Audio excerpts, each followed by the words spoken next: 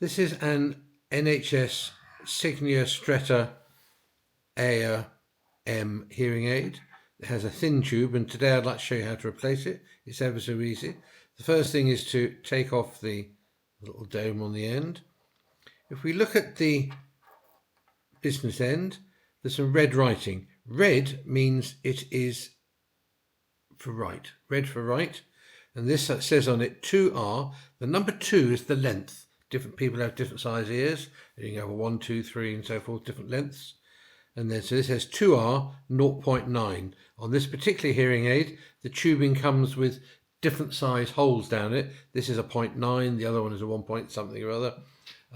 So what we need to, when we replace this, in order to maintain the integrity of the fitting, we need to replace it with the same size. You would replace a tube either when it becomes bent, distorted, if it starts falling apart. Sometimes the end might break off, or it just generally gets dirty and looks horrid. So in which case then it's time to replace it. So here we've got some tubes. Let's have a look at them. That says, that's got blue writing on it, so I don't want that one.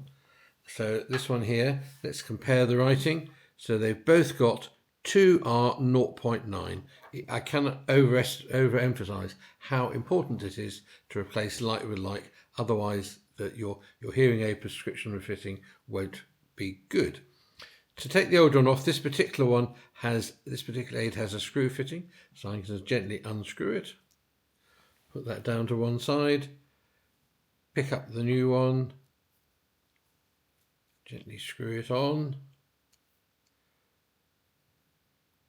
twist it round so it locates and fits ever so nicely.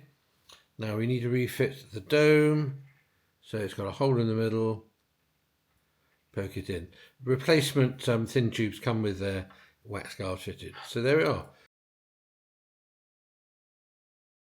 Thank you for your time today. If you have any comments or questions, please put them in the comment box below.